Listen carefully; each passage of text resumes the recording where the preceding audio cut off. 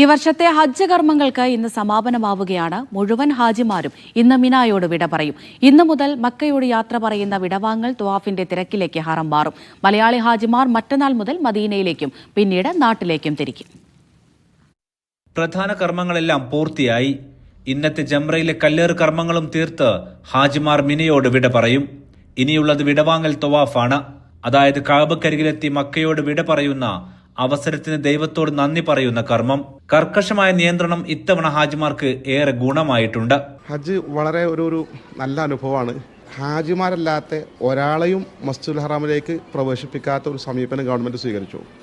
മക്കയിൽ തന്നെ ഹറമിൻ്റെ പരിസരത്തുള്ള ആളുകൾക്ക് പോലും നിസ്കരിക്കാൻ പള്ളിയിലേക്ക് വരണ്ട എന്ന് സ്ട്രിക്റ്റായ നിലപാടെടുത്തു.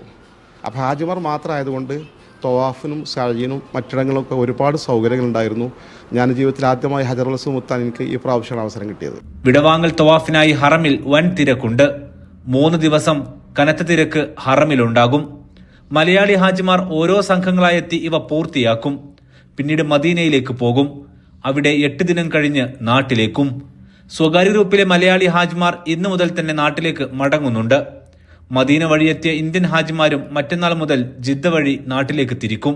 കനത്ത സുരക്ഷയിൽ വലിയ പ്രയാസങ്ങളൊന്നും കൂടാതെയാണ് ഓരോ ഹാജിമാരും ഇത്തവണ കർമ്മങ്ങൾ പൂർത്തിയാക്കിയത്. അങ്ങനെ ഈ ഹജ്ജ് കാലത്തിനും ഇവിടെ സമാപനമാകുന്നു. മിനായിൽ നിന്നും സാബിത് സലീമിനൊപ്പം അഫ്താബുർ റഹ്മാൻ, മീഡിയ 1.